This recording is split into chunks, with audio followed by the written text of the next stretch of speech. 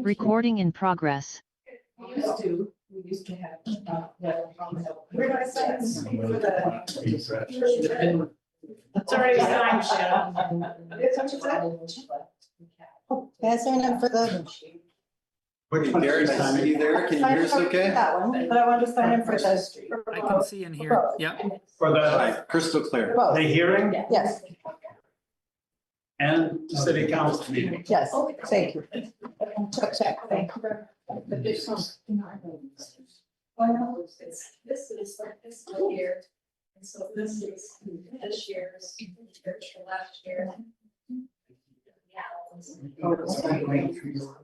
No, not really. Yes, but it's more than enough.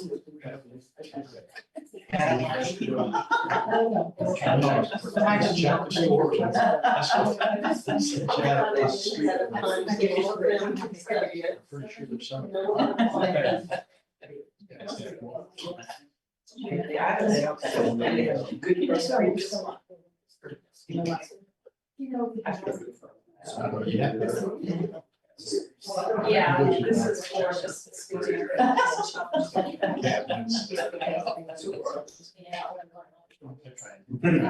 Sorry. Yes, that's interesting. So that, Bill was found in New Jersey, he was gonna finish the weekend, social security, a couple weeks ago. On its own. You guys ready? Okay.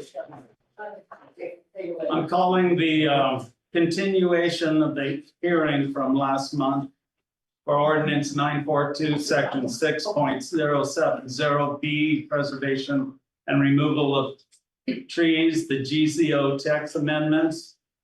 For 4924, the public hearing. All persons testifying shall be deemed parties to the application must provide their name and full mailing address if they wish to be notified of the decision, continuance, appeals, or other procedural actions required by the code. The city zoning code specifies applicable criteria to be relied upon in making a decision. Those criteria and findings of fact are in the city staff report. Public testimony should be limited to those criteria and findings of fact, or to other city or state land use standards that the person testifying believes apply to the proposed land use action. Failure to raise an issue in person or in writing with sufficient detail to afford the hearing body and parties to the hearing an opportunity to respond to that issue precludes appeal to the city council or the Land Use Board of Appeals, or to seek damages in circuit court due to a condition of approval.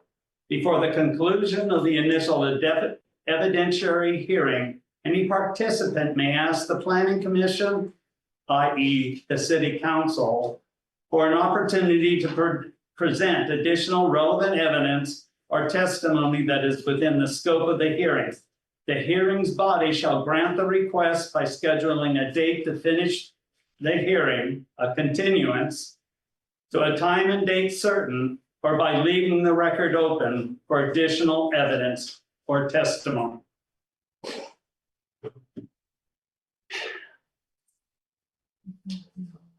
Do any counselors need to declare a conflict of interest, ex parte contact, or personal bias?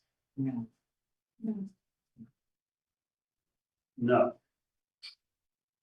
Is there anyone in the audience that wishes to challenge a council member's ability to make an impartial decision?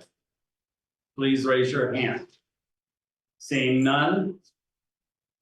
Garrett, I guess we're going to have you go over the staff report again, please. Yes. Good evening. So what I'd like to do is more briefly than last time review how we got here through various drafts, and then I'll review the Planning Commission's recommended amendments, using the red line version that comes right after the ordinance in your packet. And then after that, we'll review a alternative red line version that starts on the 15th page of the electronic packet that reflects most of Counselor Sharon's concerns as we understood them. So please stop me or redirect me if you'd like to. Okay, so Planning Commission worked over the most of 2023 to develop amendments to this section of the Gearhart zoning ordinance regarding tree protections. And they did that over the course of at least 7 public meetings where the item appeared on the agenda and anyone had an opportunity to come and participate in those discussions. Planning Commission recommended amendments to City Council. City Council had a meeting in January 2024 and had some concerns and questions, diverse concerns and questions reflecting different points of view, and directed or requested that Planning Commission try to resolve those. And so Planning Commission met in spring of 24 of this year and considered those issues that were raised by City Council. And their main conclusion coming out of that meeting was that they felt like the purpose of what they were trying to do was not clearly communicated enough to the City Council, and that they wanted to mostly stick with what they had recommended and ask staff to really emphasize that when they proposed their tree amendment, their amendments to the ordinance, their purpose was to enable staff to keep track of and collect information on tree removal activity so that staff can better respond to citizen concerns when citizens witness tree removals taking place and call into City Hall and ask, hey, what's going on with this? Is this allowed? Planning Commission wanted city staff to have a more complete picture of tree removal activity going on. And so that was a main purpose of the amendments they proposed. They also wanted to improve usability to some extent. And so that's where they proposed that we change the tree measurement from a diameter measurement to a circumference measurement so that anyone can go ahead and measure a tree without having to do any math.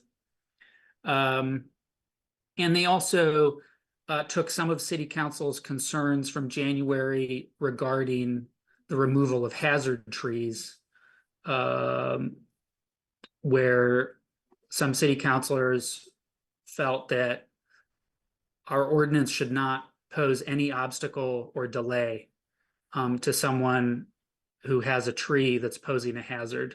Like, people with a hazard tree should be able to take care of that as quickly as possible. And so Planning Commission recommended a couple of other changes to address that concern. And so they declined to take up a variety of other issues, general concerns about the ordinance being regulatory overreach. They did not think that was a concern of theirs because it doesn't propose significant new restrictions on property owners. And then concerns about wanting the ordinance to protect more trees in more situations more completely. They felt that was not their intention or purpose when they forwarded their ordinance to City Council originally. And so they chose to not make changes that would protect more trees in more situations more completely. So that's how we got to the Planning Commission recommended draft that's in Ordinance 942. So I'm going to dive into that. Starting with definitions, we have a change in the way trees are measured from diameter to circumference, but it doesn't change the actual size of trees that are protected. So this just establishes what kinds of trees are subject to this ordinance. Planning Commission did exclude hawthorn, cherry laurel, and tree of heaven. And we received public comment at the last meeting that weeping willow and Siberian elm should be considered, should be excluded as well. And if you direct us to do that, we'll include those on the list. Moving on to section C, applicability. So in this section, the only change that Planning Commission proposes is moving a section that originally was later on in the ordinance and listed under exceptions at the end up to the beginning to just make it clear that in situations where a tree needs to be removed for building a building or its septic system or driveway or utilities, that's an exception to this ordinance, and those trees are not protected.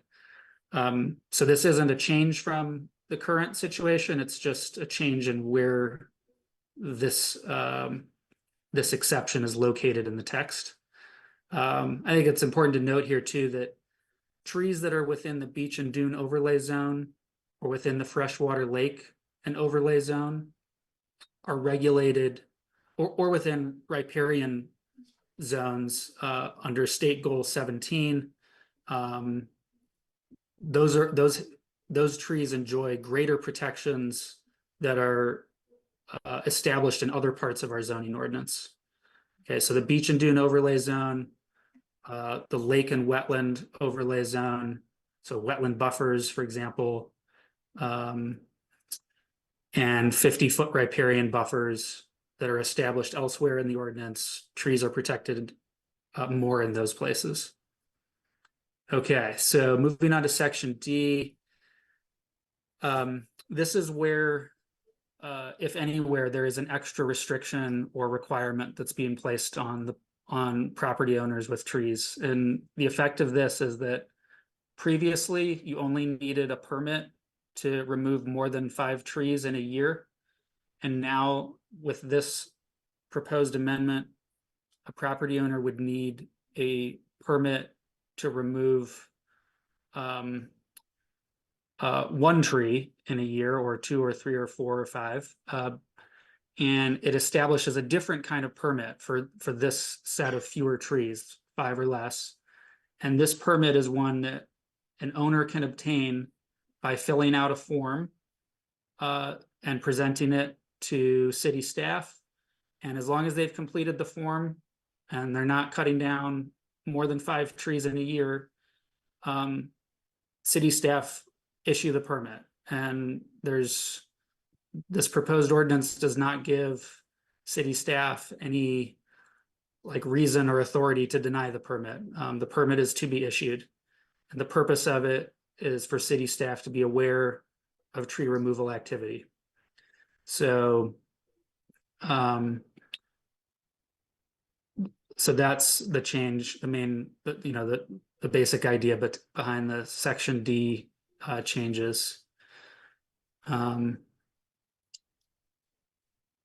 people that are removing more than 5 trees in a year, they would, just like they do now, they would still have to get a permit with a decision that's made by the Planning Commission. And the decision criteria are not proposed to be changed here. So no new restrictions or protections for trees or burden on the public when it comes to cutting down more than 5 trees in a year.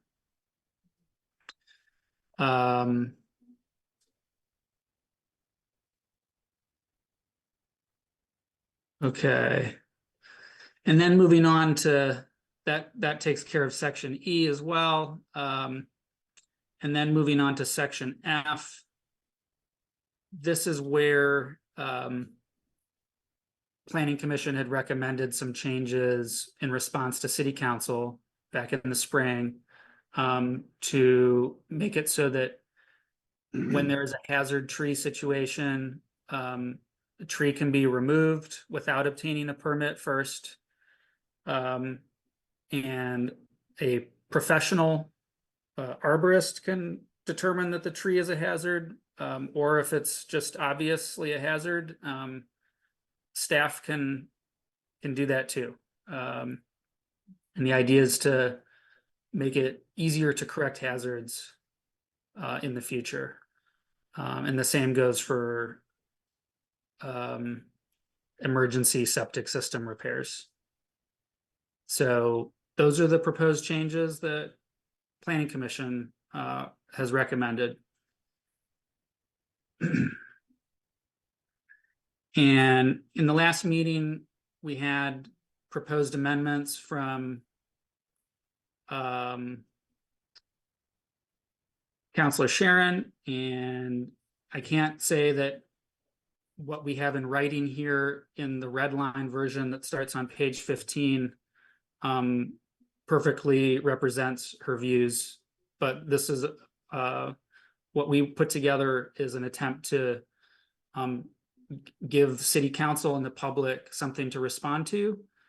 And if there's ideas here that you want worked into Ordinance 942, we can work them into Ordinance 942. There are some ideas here that would just need to be fleshed out a little bit more. And there are some ideas here where it implies like a real change to Ordinance 942, like the size of trees that are protected. And so I'm going to review these briefly. So the first change comes in Section B, definitions, where a class of protected tree is proposed called heritage trees. And it's common in many communities for there to be something called heritage trees. They're defined differently depending on where you are, but the idea is typically to protect very large trees and sometimes trees that have some sort of unique historical value. And so the city could choose to protect some form of heritage tree, and it's a root zone as well, as is proposed here. Planning staff's perspective is that if the city wants to protect heritage trees, we would encourage the city to keep the definition as simple and objective as possible. And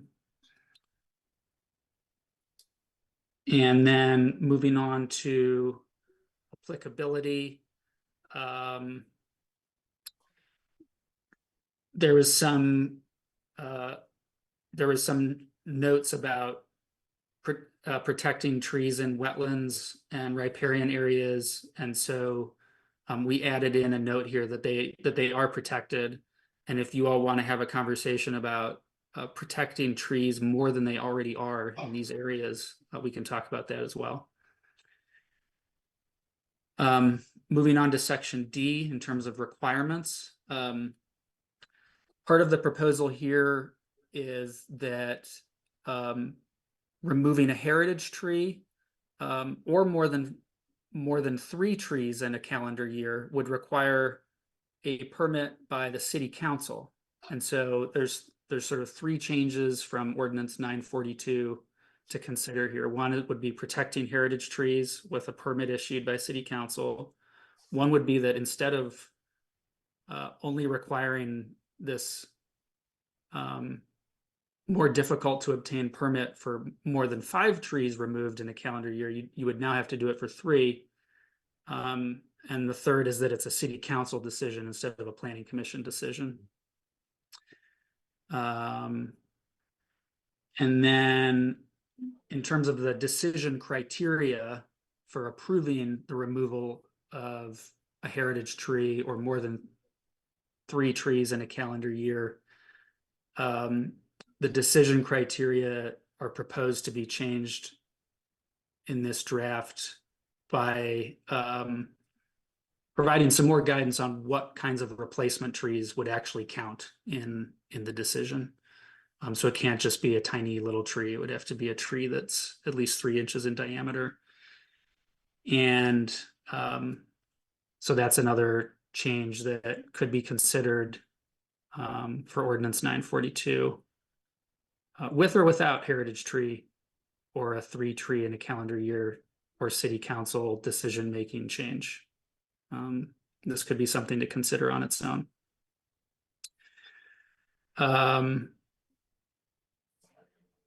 Moving on to section E, removing trees.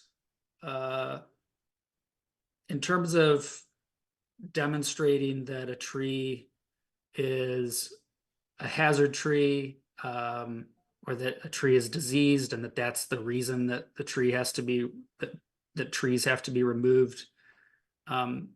This proposal is that a tree care specialist who's not involved or who would, financially benefit from the actual removal would have to be testifying or providing evidence that the tree is diseased or a hazard. So the idea is to make it so that a tree care specialist doesn't have a perverse incentive to bend the truth about whether a tree is diseased or hazardous, because they hope to be the one getting paid to remove it.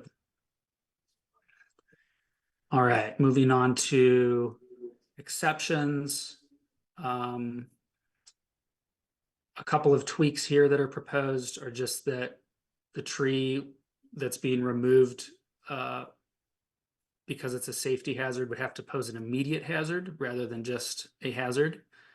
And that once you're removing more than one tree, you'd have to go through the permit process. So you can't remove as many trees as you want under this exception.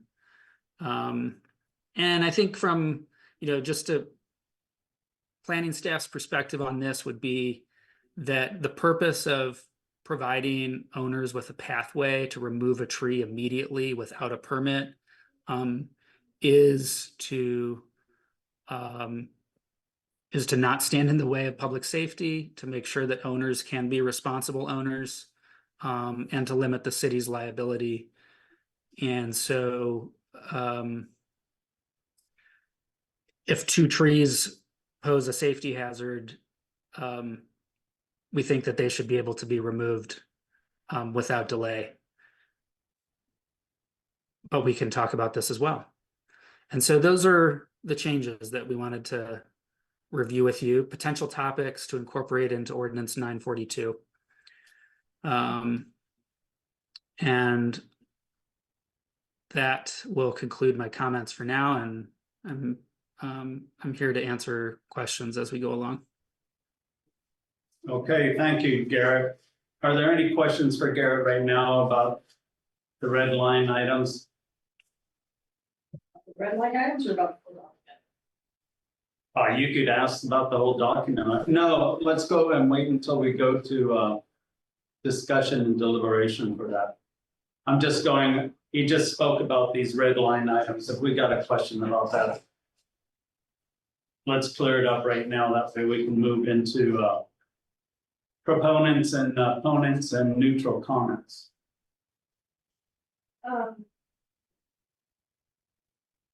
So Garrett, under the definition, the new definition or the proposed definition of heritage tree. This is a tree estimated to be older than 50 years, a tree with historical or unique aesthetic value, or a tree in a prominent location. Is that a definition you've seen used elsewhere? Do you believe that that is defendable if somebody were to challenge us under the 14th Amendment or Winters versus New York requires that people that have to comply with rules are able to understand what the rules are? Who's gonna determine what, or how are we gonna, who's gonna estimate the tree is more than 50 years old? And Yeah, so what's the historical or aesthetic value that we're going to place on it that's going to determine this is a heritage tree, but that's not? sure. So where I've seen heritage tree protections, it comes along with some other things, and that would be that heritage trees are given heritage tree status before they're proposed to be cut down. So you would enable the, if you all are interested in having heritage trees and heritage tree protections, we would have to flesh this text out a little bit and represent it to you with I think some more specific criteria to address like historical aesthetic value, the 50-year estimate, and basically someone would be able to come into city council before anyone proposes to cut the tree down and say, hey, look, this is it. We think this should be a heritage tree. Let's establish it as such. And from then on, it enjoys heritage tree protections. So just based on this text, no, this is not enough to implement, but we could go further implementing it. And I do think, though, that in terms of the historical and the aesthetic value, that is more challenging than 50 years or a size criteria.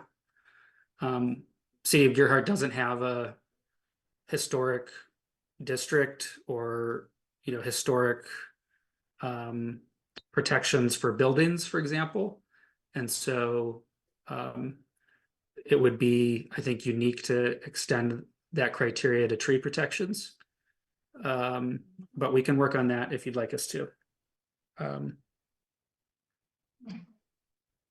So then my next question is under the heritage tree root definition, where the recommendation is that the root zone that should be protected for a heritage tree, meaning that you're going to protect this root zone, is the diameter of the trunk at 4.5 feet above the ground times 12 inches in any direction from the trunk. And so if my math is right, we're talking 17.5 feet in any direction from the trunk for a 55-inch heritage tree, or 35 feet, which is,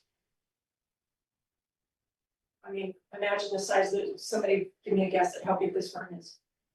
That's a lot of land and property that a lot of it is tied up with a residence with your subject. But what was the other question? So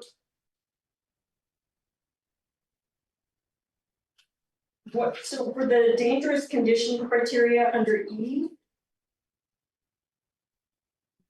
where we're going to require that if you're going to remove a tree, you can remove it right now, but an arborist has to do a report. So what happens to when we have another 2007 storm and I have a tree that's causing a danger to my house and I have to cut it? It's not an arborist or an arborist coming out. I can't get an arborist to do the report, then I'm technically in violation of that. I mean, can we write, in your opinion, should we write an ordinance that obligates a tree specialist or arborist or whatever you want to call it to do something? Can we force them to do something? Yeah, so this just for everybody's benefit, it seems like we're going back to ordinance, whereas before with heritage trees we were talking about Councilor Sharon's concepts. Now we're going back to Well, no, I'm looking at ordinance. it right on page 2 under. Am I looking at the wrong page? I'm sorry. Ordinance 942. Okay. Yeah, we well, just that's when we were talking about the red, which Sharon was, okay. because we Yeah, so already talked about. The mayor asked us to keep to the stuff that's in red. So I'm looking at page 2 of 2, where it says there's a necessity criteria. The granting of a major tree removal permit shall be based on the finding that at least one of the following criteria is met: necessity to remove trees which poses a safety hazard, necessity to remove trees which are diseased, evidence the tree may be provided. Oh, and then further, I'm sorry, here it is. I'm sorry, under F. My bad. I apologize. A tree posing immediate safety hazard or dangerous condition may be removed without first obtaining a permit if a tree care specialist recommends removal as the corrective action. So again, I'm thinking of the 2007 storms, or even the storm that we had a couple of winters ago where we had trees down and blocking. We were to wait for a tree arborist to come out, take a look at that tree.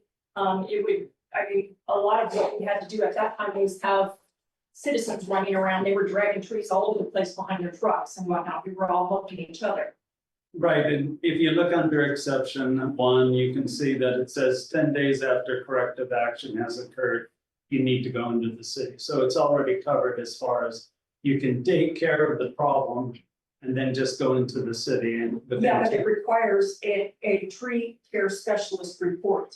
Right, So you have to, what are you, you're gonna hold a gun to his head and make him come out? What if he's not available, what if they're tied up? What if That's they, not you're now exactly, not invited, you can't comply with that if you can't find a tree arborist to make a report. So, if you've got a, if I may, planning Yeah. commission's recommendation and staff's recommendation is that city staff have the authority when there's an obvious hazard to issue the permit retroactively. And that would be the, in a large storm, yeah, we would anticipate there's a lot of hazard situations. People are going to take care of the problem and be responsible. And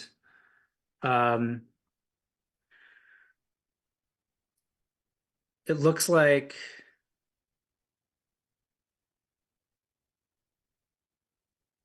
it does look like actually in planning commission's draft, an arborist is still supposed to submit some documentation afterwards. And so that's an interesting point that it could, if someone decided to get out their ordinance before correcting the hazard, they could feel like they should wait to correct the hazard because of this, even in ordinance 942. so could we put something, this is going into discussion, I don't want to do that, I just want to get the red line stuff taken care of, if people have questions, and then we can go and move this along. Does anyone else have any questions on the red line? Dana, do you have any more questions?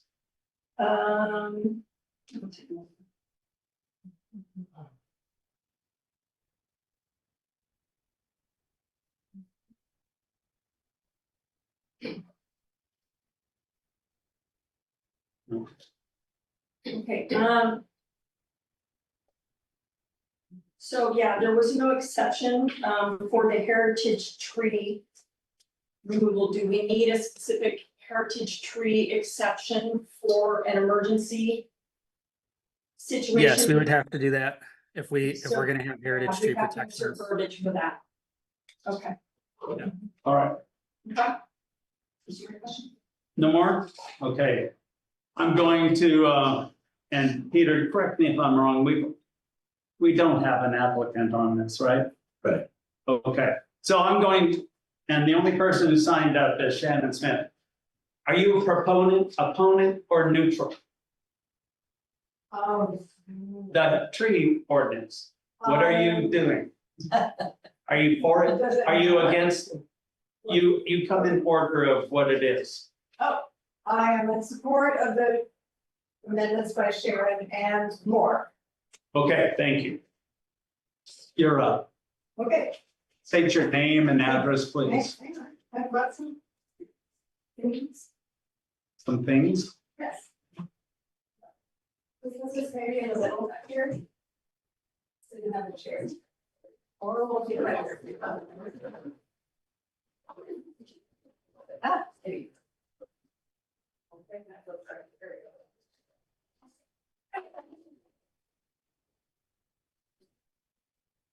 For the, well, we'll try. That, think over here. So the camera. Please, sir, I don't need them. Oh, jeez. What?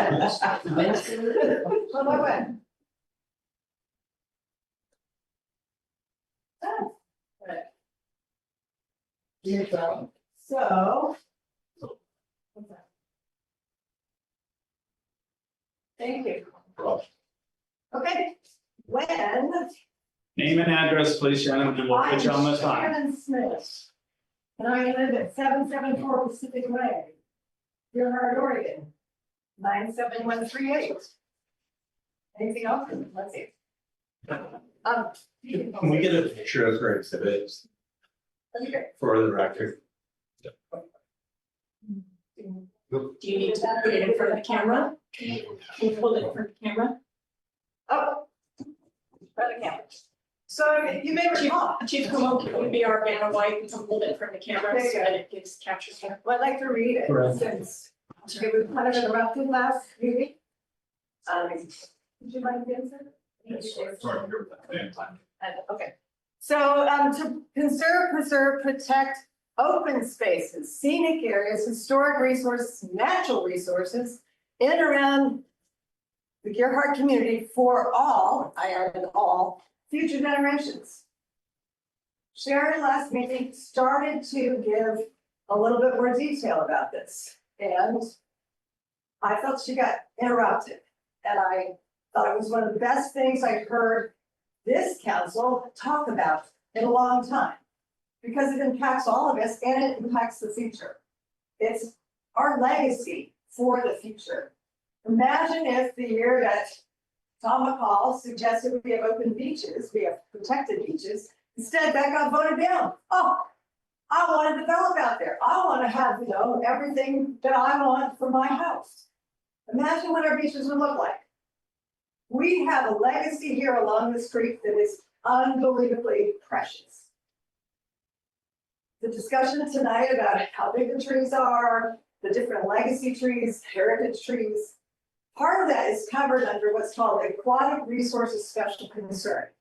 You guys have had me submit that before, what the circumference is, the density is, canopy. Why don't we inventory the trees we know that are precious like that? The areas that we know, we want to make sure our kids, our grandkids, 100 years from now see and appreciate, because we took the time to make sure they were protected. That's first. Second, I happen to be very invested in Historic Resources Park. This is, of course, our beautiful 1890 livery stable, the Gearhart Park Livery Stable Hotel, or the hotel livery stable that was really important both for the hotel as well as building all of Gearhart. Go talk to Bob McEwen at 3rd Street about how important it was. Well, it wasn't 1890, but you'll get the idea. So what I would like to see is this become as much a priority for, again, what the risk is for people building here. When I first bought on the creek, all the property and the buildings, building lots down all the way to Gearhart Club Road, most of them said unbuildable. Now they're just undeveloped. So what changed? What happened? They're still the same lots. They still have the same high tide, low tide. I've had at least 3 times in my location where the water has come in. And if I had a house where they proposed to build some of the houses down up the way on the creek, they would have been underwater. The foundation would have been underwater. I've had the barn at times become the water come in so far that it hit its foundation. So it's a big deal. Sea level rise, we have, we know the different storms here, there's different intensity, all of that. I think there's still many of these places that are really not safe for humans to build in the first place. So if you're gonna buy a property where you have to cut down trees to make it safe, especially our precious heritage trees that are somewhat 300 some years old. So when I say not enough to support that, that's my big deal. Why don't we inventory first? We have people that know how to do that. Aquatic Resources Special Concern already has definitions we can use. I contacted the state lands again today. Their new person, who has just been hired about 4 weeks ago, can come to the area and see what our trees are like, particularly along the creek. So she is available. Next, I'd like to talk about if arborists and those folks are concerned about their livelihood, why don't we redirect them to the invasive species? We have many areas of the city we could work to, again, get the community to fund hiring those folks to make sure we don't lose our other trees because of, ivy and all the other things that grow. So it's possible to redirect and not have these people feel upset or they're deprived, and yet we as citizens can remember that we helped make this place what it is today, and we preserved it, we conserved it. You look at its whole purpose for being here. Lastly, I will again relate this to back, what is our vision for this community? The folks that helped do the comprehensive plan that included this, and the people who originally came to Gearhart had a vision for this place. Of course, in the day, the forest was abundant. It didn't look like it was ever gonna end. People often thought that, until you read stories like the Lorax, you have the last precious tree. And it's a big deal for those of us that have come here, not just for the beach and the open space, but the beautiful forest that we want to protect and preserve in the next 100 years, if not 200, 300. So let's do something like that before we get too far ahead of ourselves. It would not be hard. Thank you, Shannon. Thank you, Chief. Sir. All right. Are there any other proponents? I saw none that signed up electronically, so I consider no hands up to be a sign that no one is. Any other proponents that may want to speak because they were late getting in? No? I am now going to opponents. Are there any opponents to this ordinance? Are there any on the electronic board? Seeing no hands raised, I'll move on to neutral comments.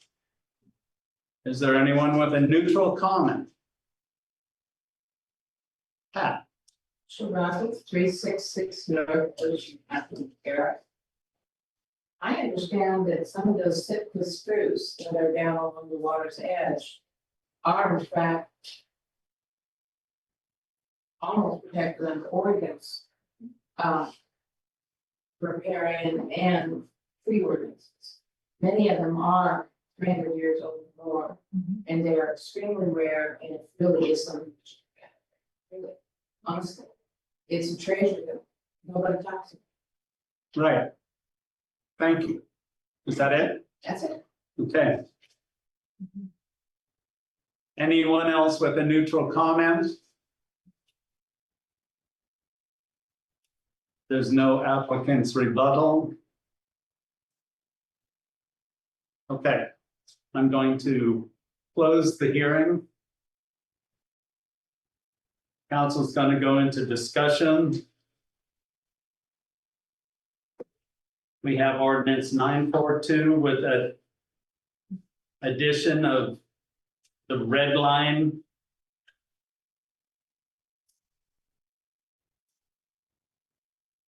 So does anyone want to talk about the ordinance as it's written right now? 942.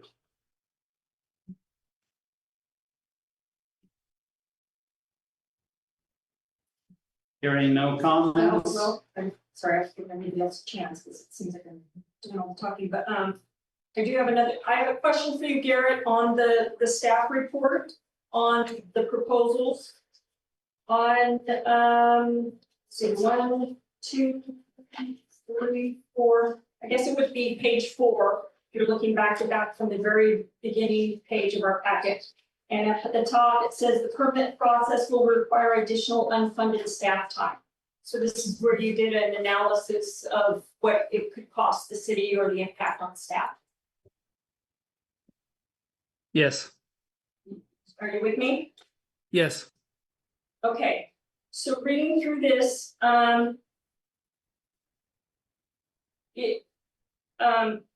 would it be fair to say that when you did that staff analysis, or whoever did the staff analysis, we assumed that everybody would comply with this? That it would just be staff time, somebody coming in, filling out a permit, and that was it. We would never take time for staff to go out and investigate. It would never take time to go out and write a citation. It would take time for them to go to court, or for court time for our municipal court judge to deal with it. Or to deal with appeals or anything like that. yes, Okay, would it also be fair to say that you didn't you know, if I'm a second homeowner. And, because there could be an impact on the homeowners also, if I'm a second homeowner and I can't come in and fill out my own permit and I have to rely on a tree specialist or an arborist. Every single one of the ones that I reached out to and spoke with said that that would cost me then more money, considering that I got quotes of $1,700 to $2,500 to remove a single tree. The impact, there would be some impact on staff. Would it be fair to say that's not included in your analysis? Yeah, we didn't estimate the amount of time it would take applicants to fill out the paperwork or how much it would cost for an applicant to have an arborist do it for them.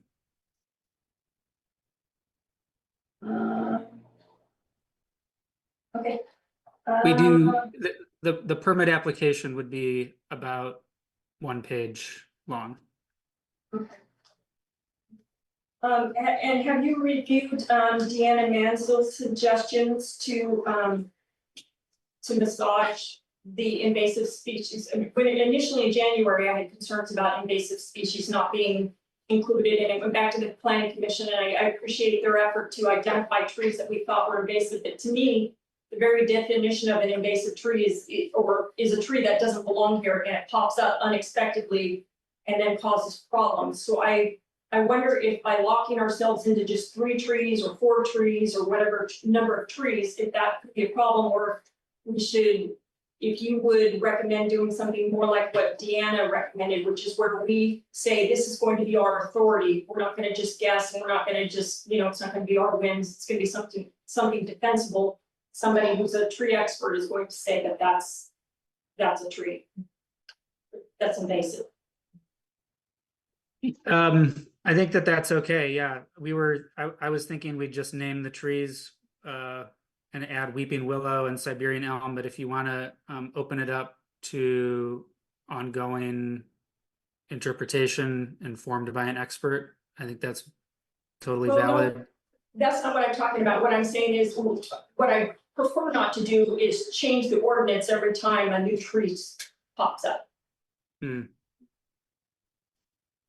So the state has a list of invasive species, so we could reference that statute. That would be. So then if more were added or taken off, then we would automatically.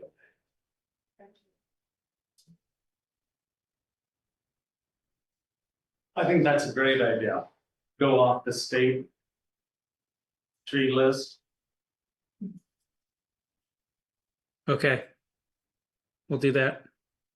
And can someone sometime show me what a tree of heaven is? Because I have never heard that. And I'd sure like to know what it is.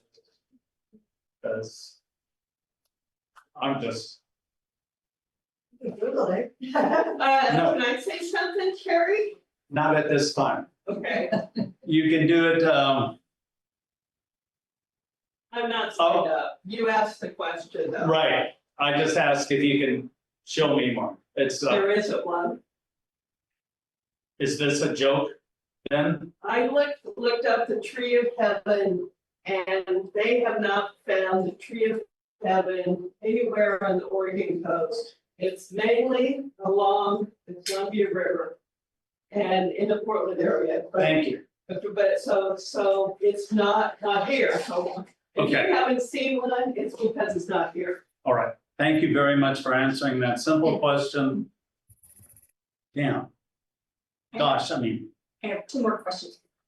okay, please Number go one is, ahead. did you guys, did anybody, did the planning commission or anybody consult with a tree specialist or arborist or anybody when creating this? No. And,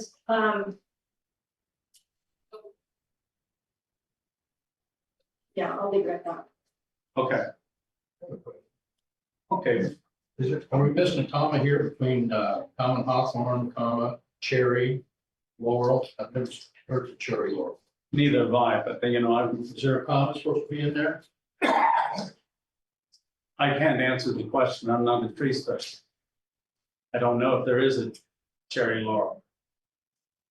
This is just, okay, moving on. Any other questions on the red lines? Yeah, will it impact our, in your opinion, would it impact our buildable lots numbers? Will it make some of our properties unbuildable that are currently on our buildable lots inventory? That's gonna help us get money. The exceptions that have been provided in the past and that are still provided make it so that the tree removal protections do not apply to like a building envelope for a lot or the space that's needed for a driveway or a septic system. So that has been an exception up to now, and it would remain an exception under ordinance 942.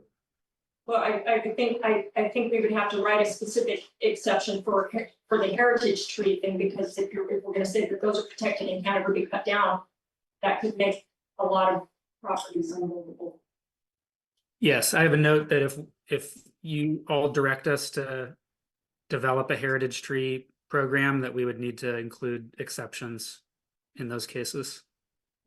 And did you guys ever discuss at any point, the need to incorporate something that said prohibits people from being able to plant either too close to a structure or on water mains, because a lot of the 50-year-old trees around here are going to be on water mains?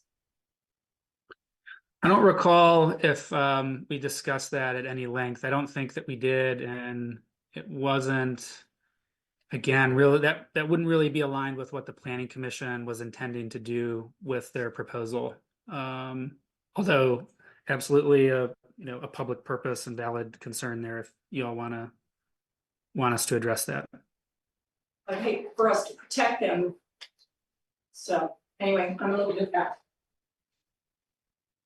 All right, are there any more discussions? Yeah. Okay, When I put the definition of the heritage tree in my red line version, and the definition of the root zone protection, I don't have the wherewithal to make something like that up. Those definitions were taken from national tree care sites as well as from other cities' tree ordinances. So I did not make those up. The root zone protection equates approximately to the drip line of the tree. Might be a little bit, might be a foot or so more than that, but the drip line of the tree is approximately where the roots go out to. So I just wanted to clarify that I didn't make those definitions up. I took them from generally accepted definitions around the country. The other thing I'd like to say is that the trees in Gearhart provide us with untold advantages to living here. They dampen the sound from the highway. They help take care of the pollution that we would be breathing from the highway. They increase property values. If you look this up online, which I did a few years ago, admittedly, but I imagine it still stands. Mature trees on a property increase the property value between 5 and 15%. Don't believe me, please look it up.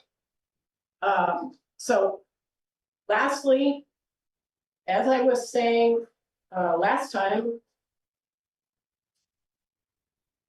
my primary duty as the city councilor is to uphold the comp plan.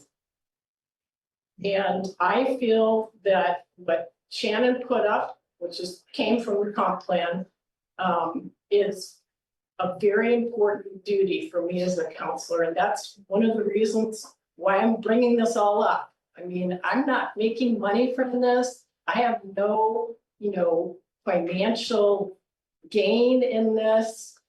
I'm not doing it out of selfishness. I'm trying to preserve Gearhart as it is and as I love it. That's it. thank you, Sharon. All right, any other discussion on 942 or the red line items?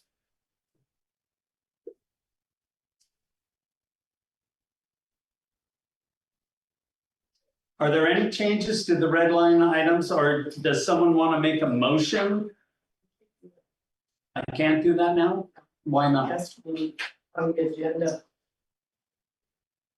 For consistent resolutions.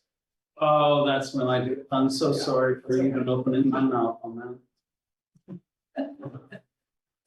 All right, then. I guess we're gonna move on. That's what I've done.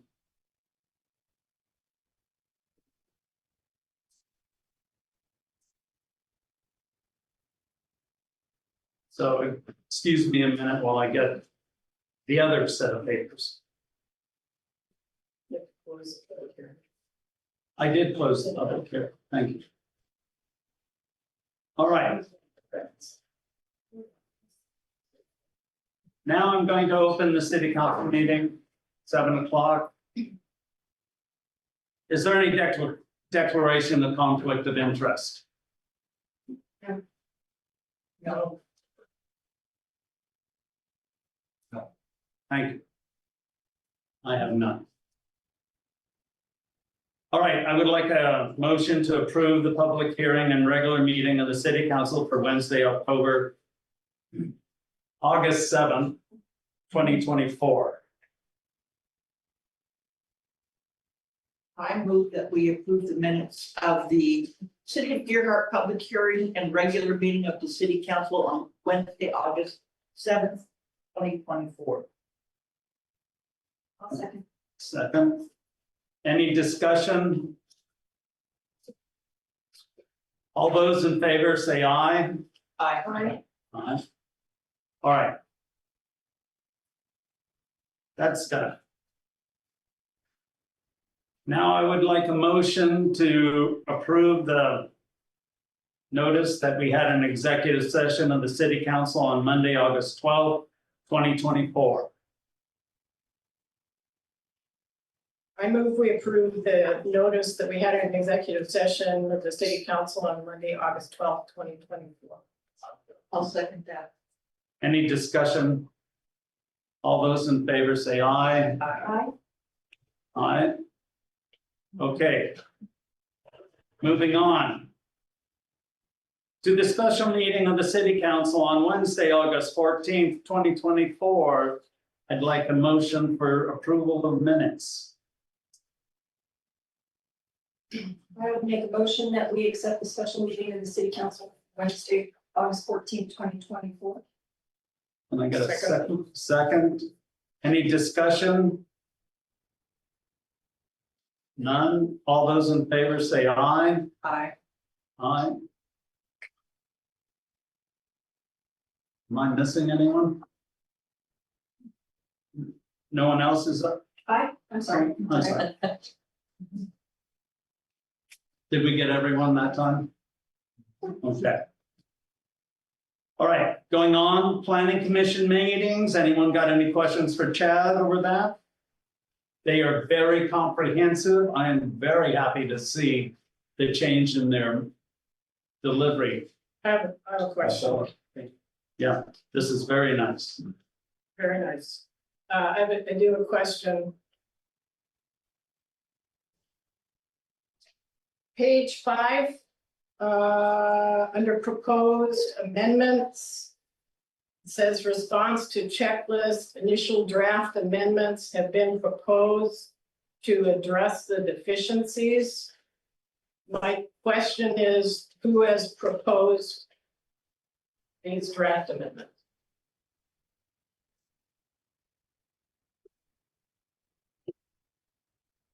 I'm gonna let Garrett answer that, but I believe that's FEMA. It's, Yeah. it's So- FEMA in concert with DLCD. Thank you.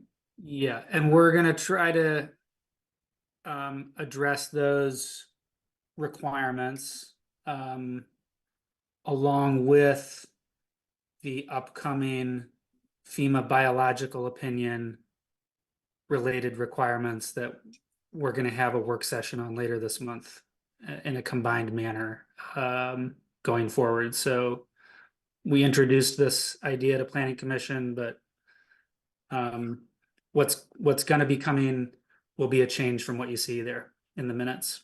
Or if you look at their packet, it'll be different than that. So, Okay.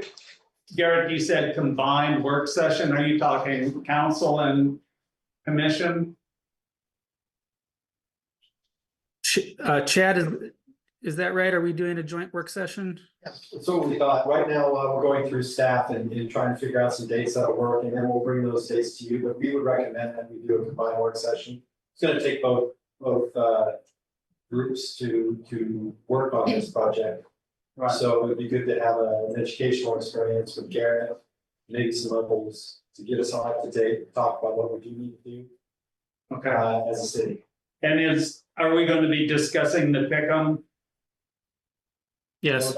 Be part of it, yeah. Yeah, Ideas in regards to what options the city has, whether it be adopt the model code, come up with our own, do nothing, yes. All right.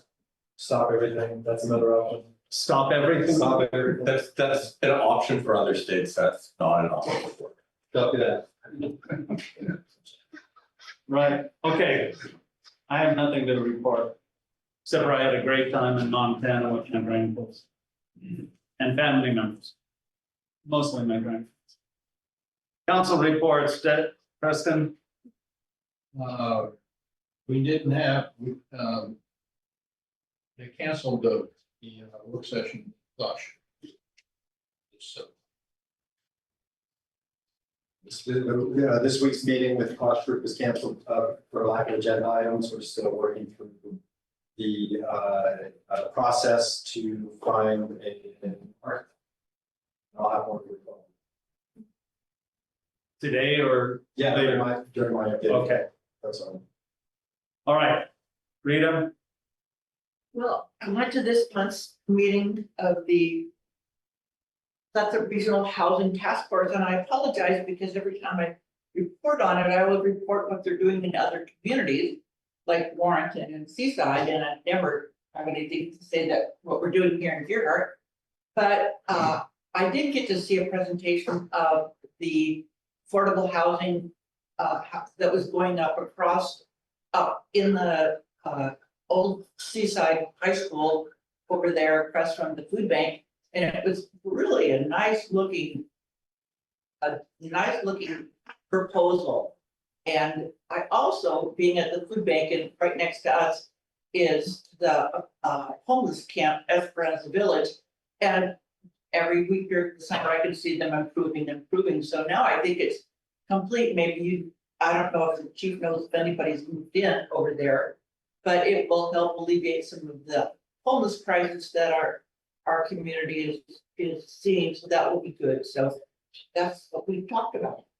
And that's it. those are the white buildings beside our Dutch Brothers and. Yes. Yeah, they're between the food bank and the little, that's what. Yeah. And they're really, they did a nice job. It looked really nice. Sharon, I participated in the Hood to Coast as a ham radio operator. I was stationed up at Mainline and Lewis and Clark, and had the opportunity to see a lot of the runners who were at close to the end of their 7+ mile run. So they were very tired, and managed to cheer them on, which was fun. We did have an incident, I think more towards Crown Camp, where the ambulance was called and the fire department also went down there. But I believe it was satisfactorily resolved. I don't know exactly what the incident was. Last night, the county emergency operations held a Zoom meeting for all CERT members. The Mike Nealon, who is head of that, basically went through what personal equipment we should have in our official CERT backpacks if we're deployed or if we are sent out to work for an emergency. And then lastly, I was on Garrett's Zoom meeting to again review the CLACSUP goals 16, 17, and 18, which covers estuaries, wetlands, etc. And that's it. Thank you. I also went out of town for a little bit, but, so it was a little slower month, I think, but, I did still communicate with citizens about the public safety building. And somebody, asked me to reach out to Pasco in Washington to find out, get some information on a fire station that they're building, or serious fire station. And, we are playing, I'm not even sure if we're playing phone tag, they've been a little busy with all the fires. I've also had numerous conversations with one particular citizen who is in a bit of a pickle, and wants us to be aware and wants me to warn everybody about contractor licensing issues. This particular citizen feels that they had a contractor that did some work that was subpar, and this citizen feels that they had no recourse or no way to know that the work was not done properly because there's no roofing permitting process. And this person did some investigation on their own and determined that a couple of contractors that he has seen moving around our community were not licensed. I brought that to the attention of staff. They're handling that, and they also put out a warning to citizens: before you hire a contractor, please do your research and make sure that they're a licensed contractor and that they're also licensed to work in our city. That's the best protection that you can have. Because can void your warranty, especially like if you're getting new roofing shingles, they have a 30-year warranty, but not for not installed correctly. And it can be a very expensive mistake. Researched some fireworks complaints. I'll have more on that next month. And then I attended the public service building meeting that Preston spoke about, and the homeowners association picnic. I just made a quick, I had a migraine that day too, so I made a quick show up and disappear from that, but that was it. All right, thank you. All right, so now we'll move on to officer reports. Chief of Police. Evening. We've not have stats yet. It's a little early, so we're still putting those together. Some major changes in drug law in Oregon. Measure 11's repeal has taken place. September 1st was the date. So user amounts of drugs are no longer considered decriminalized. They will be offered what is called a deflection program, which is still in the works. Clatsop County, I'm pleased to say, is probably one of the better counties in the state of Oregon and the state ahead of the ball. And so we are starting to work with a new deflection program manager who was hired by Clatsop County Sheriff's Office. It's a work in progress, bear with us, but we are starting to get some teeth back in law enforcement to curb our drug problem, which is run rampant. I was visited by CIS, which is our insurance provider, city county insurance. They insure a lot of municipalities in Oregon. We did I wouldn't call it an audit. It was more of just a walkthrough and sit down for a few hours and went over everything we have. We had some good stuff going on, some praise from some things. Other things we are lacking, and a lot of that is due to space and officer manpower, to be honest with you. We are working on it and coming up with creative solutions to make our situation better. I expect a report from the gentleman that came and did the audit. He should have it to us probably in the next 2 or 3 weeks, and we'll sit down and go over some things to make it better, and maybe some potential small grants to assist us in moving forward. That's what I got to say. Thank you, Chief. Thank you. Really appreciate that. Okay, Chief Como is on the fire. So we have a total of 62 calls, 6 fire, 3 brush fires, 1 structure fire, 3 hazardous conditions, which are gas leaks, 32 medical, 5 MVAs. That's a motor vehicle accident. 7 public assistance, 1 water rescue, and 4 fire investigations. Ended on call 504, total city 25, total district 30. Aid given to Seaside 4 times, Warrenton 1 time, Hamlet Cannon Beach Fire 1 time, OSFM 1 time. And that's his report. Master of Money So the city auditors were here last week to conduct their field audit, and they were very happy with us and our procedures, and they were able to get everything completed and do all of their on-site verifications quickly and efficiently. Just a reminder, our audit is due by December 31st. So they will give a brief council report when they complete it. It probably won't be in December, it'll probably be in January. Noteworthy revenue this month are a charter communication franchise fee payment.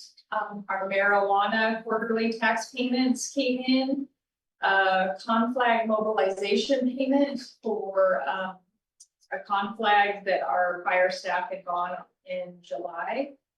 And apportionment payments in both the state revenue sharing and the state street funds. Noteworthy expenditures were the annual insurance payment for our property liability and auto insurance, which increased 19% this year, which is around $14,000. The invoice amount is divided between three funds, not equally, but the general fund, the water fund, and the street fund. There was a payment to the sheriff's office for their continued law enforcement support, which has been reduced to $3,000 monthly. The fire department had conflag expenditures, and that's both in personnel services and materials and services. Not all of that money has been reimbursed yet. One conflag. There was a water purchase payment to Warrenton. The anticipated water rate increases were implemented July 1st with a base increase of 3.99% and a volume increase of 55.78%. There were expenditures in the building fund for the building inspector's monthly contract services, which are assessed based on our permits issued. We didn't have an excessive amount of permits, even though it looks like he was paid quite a bit. We had one permit that was exceptionally large for a plan review for a house. There were also some necessary vehicle accessories purchased in Fund 78, the public work expenditures in preparation for receiving our new public works vehicle, which we hope to be here soon. Gearhart's new water rates went into effect July 21st, which created a split rate invoice for the August billing cycle properties. Although the conservation tier rate system was implemented in January of this last year, this is really the first cycle that many properties are seeing the impacts of the conservation rates because of the summer water usages.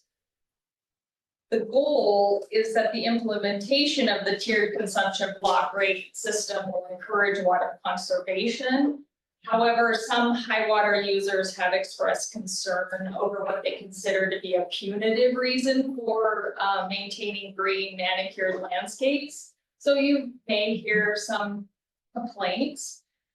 Through time, property owners may find alternative landscaping and vegetation options that don't require as much water in our sandy soil.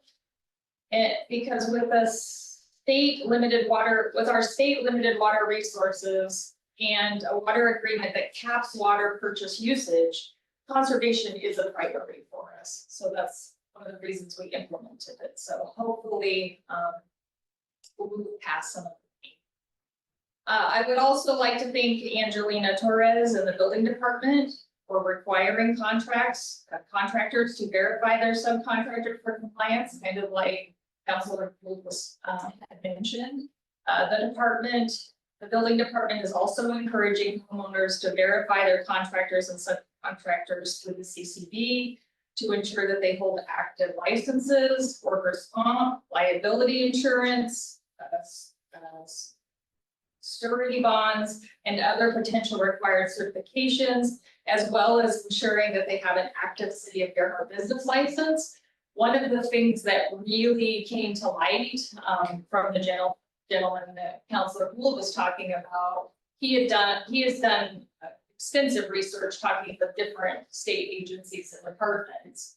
And you know, there are gaps where people just assume that when you hire a general contractor, that they're doing the right thing and all of the people. Because it is their obligation to make sure that they're certified, but it's ultimately your obligation by writing a check. So we just really want to encourage people. It takes 3 minutes to type it in. It's not that difficult, and you'll see if they're active and that they have the right certifications to providing service. So.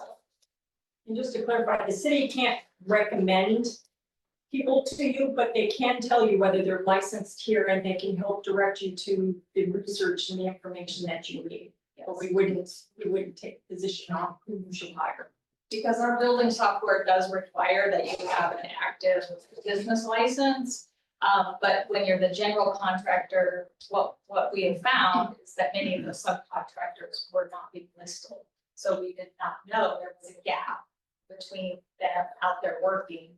And so we've done, I can't believe it's an amazing job. We probably have had at least 25 subcontractors building out business licenses. So they were out there doing business. We just. May I ask a few questions? Absolutely. Page 34 and page 45, you have 2,500 and 2,800 going out to for tree removal. I just wondered where those locations. One of them was on Pacific Way. The one down by the school. Half of that is coming back to us. From What was the other page? 45. That wouldn't be Frank's trees, Tom Frank's. No, it wasn't that much. Page 45, quality tree removal. Quality tree was I'm pretty sure that this is the Pacific Way trees. Tree. I'm sorry, I didn't mean to put you on the spot. No, it's okay. On page 35, you said?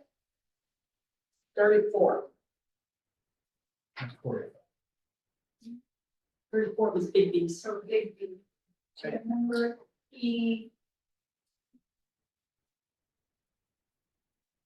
we'll have to look. Yeah, I can't recall. Who's telling you?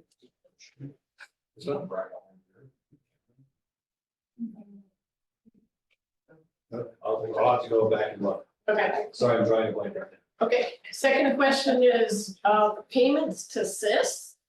Was that just for 1 month or what's the time period? For which one? Set to CIS, there's 2 different payments to. Oh, County insurance. CIS. CIS. Yes, so CIS is our health insurance. Right. So in the beginning, it's our health for the month. And then on page 34, it's our liability insurance for the year. Oh, it's for the year. Okay, great. So we make one payment that's due, and that's the one that increased $14,000 over last year. And then one more question, on page 39, Leonard. I was just curious, is he paid by the hour or type of service? So or- he is a contracted service, and his RFP, when we did it, his contract agreement is he gets paid a percentage of every permit. So he submits, we get the revenue, 100% of the revenue, and then he gets 75%. Okay, by revenue, that was my second question to that. So is that paid for by the builders or developers? So Homeowners. so you're basically kind of funneling some of that money over to him. The city's not taking monies out of city money. No, it's Fund 40, so if you look on page 2, the building up at the very top, there's the revenue. That is money received, so we received 50,545, and of that, we charge some of Angelina's, and then Leonard also gets a contractor, so some cities, it's a city employee. But we have contracted service. Thank you. Any other questions? Thank you, Justine. Yep. Peter? So the DLCD FEMA has already been mentioned. Garrett and I both thought we would have language from FEMA by now. We don't. But we're scheduling that joint work session. Clarify kind of the approach. We've talked about it a bunch with Chad and Angelina as well. I think we're probably going to end up recommending a hybrid system. But ultimately it'll be up to you guys as the city council to decide what you want to do with that. In some communities, it's going to have a pretty substantial impact. There'll certainly be some impact in Gearhart, particularly related to cut, fill balance and floodplains. But we're going to be less impacted than Astoria and Warrenton. My understanding is they are considering litigation against FEMA. That is not something that I would suggest we join in. But ultimately, again, that would be a decision that's made by you as the city council. The unlicensed, and by unlicensed, I mean not licensed by the construction contractors board, has been mentioned as well. We provide notice to the Secretary of State's office, the CCB, and as Justine said, Angelina is doing a great job of making sure that contractors doing work in Gearhart are getting business licenses in Gearhart. So kudos to her. She's working very hard.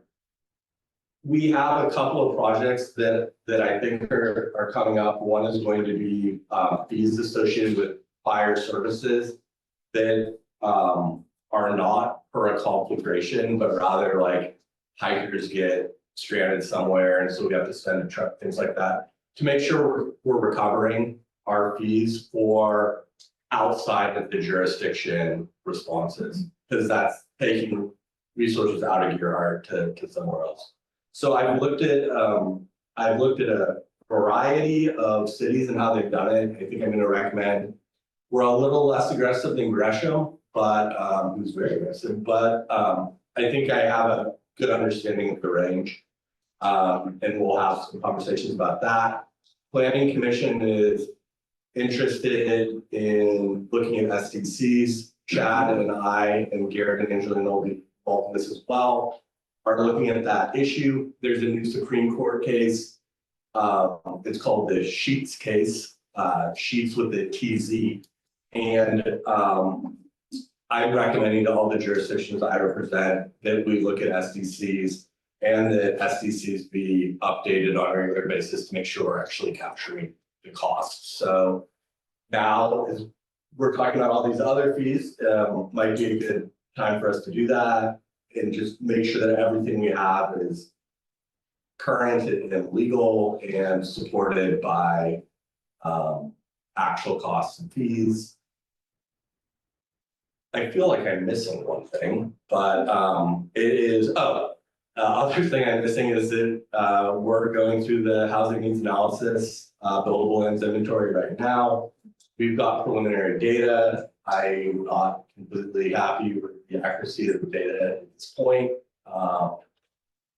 We're going to work really hard with the county's consultant in order to make sure that they've captured actual buildable lots in Gearhart, so we don't have the issues we had last time. And also that they're accurately capturing our growth in real time so that we get our fair share of the state share funds, which has been an issue in the past as well. So if anyone has any questions, I'd be happy to answer. Any But questions? very busy. Sure. You talked about recovering fees for out of jurisdiction. Would the beach be considered out of jurisdiction because it belongs to Oregon Parks? Yeah, I think it could be. We would have to make sure that the state would be willing to pay us for activities in their park, but we could certainly, yeah, that is outside the city here. So I think that's a position that we take. So could we recover some fees for all the Fourth of July coverage that we have done on the beach? Once we have the fee schedule in place, I think that, at that point for next year, we can. And then I expect that we'll develop new best practices for the beach next year to make sure we're really dialing it in, because there were some neighborhoods that were, I mean, I saw it myself, I was here. Got a lot of phone calls, a lot of people on my cell phone, turns out. There were definitely some impacted neighborhoods that they couldn't even park their cars. And so we've talked about doing a limited parking permit program for those folks, so that it's the owners and you know, a couple of guests, and then we're managing that. And then I thought I had cast our messaging to high schools. Turns out things have changed since I was in high school, and the kids that are coming here are in the 29 years since I've been in high school, the student mix coming to Gearhart has changed. So we're going to cast a much wider net for metro area schools next year, and hopefully get word out early. Because it was wonderful parade, really enjoyed it, but there were definitely some quality of life issues that we're going to try and get in front of this year. Make sure that we do it legally. Yeah, I have one question about Angelina getting the subcontractors to be licensed in the city. Are they showing that they're licensed in the state in order to get a city license? Well, so, yeah, they would. What Angela has found is some gaps in our system. And so it's just a matter of making sure that the generals understand they need to list all their subs. And then we can verify whether the subs are licensed, state licensed by us. Paying by license by us, I mean paying our business license fee. And then just some community education, because some people had some really adverse experiences. And, you know, obviously we don't want people getting bad work done that then negatively impacts their home and then their neighbors too. Okay, thank you. Any other? So getting back to the beach. So fire department goes down to Hut Point, or Ecola State Park, or up to Saddle Mountain for high angle rescue. Do you think that the state's really going to pay us? Well, if the state doesn't pay us, the individual pays. I think you'd be better off, you know, having individuals' insurance pay for that, because I don't think the state you're not going to get anywhere with that. Right, so in other jurisdictions, we have the people, particularly if it's the expensive search and rescue, the people are responsible. Or rather, the people's insurance for car accidents, things of that nature. Working on that now. Oh, car accidents. We used to do that in my department. We did it both 1% of recouped. Yeah, this is something that Andy proposed to Peter, and Peter's going to. So, and I'm going to be collaborating with Andy on this issue, and then we're just gonna, again, we're trying to do cost recovery for services provided outside of here. Great. All right, Chad, you're up. Thank you, Mayor and Council. Just as a reminder, contractor work hours is something that seems to be percolating these days. Sundays, we're seeing more contractors working. So we're gonna, we have some signs that we're putting up. They're going up tonight, as a matter of fact. We're gonna do some enhanced patrols over the weekend to where the police department is gonna be kind of paying attention to this and issuing warnings unless there's an issue that we can take care of. But just as a reminder, the contractor work hours are 8 a.m. to 6 p.m. And landscape work hours are 7 a.m. to 7 p.m. That is Monday through Saturday. Sundays are a day of rest. So I will be informing people prior to giving out tickets, unless we start hearing from people that time and time again. Work session, FEMA buyout, pay attention to that. By the end of this week, we should be getting out some dates for those potential meetings for a work session. So we'll be out to you, council, and the planning commission. So I did a walkthrough with the Ordway public safety building site a few weeks ago. Was that last week? I was coming into it. And just did a real basic walkthrough of the house and that property.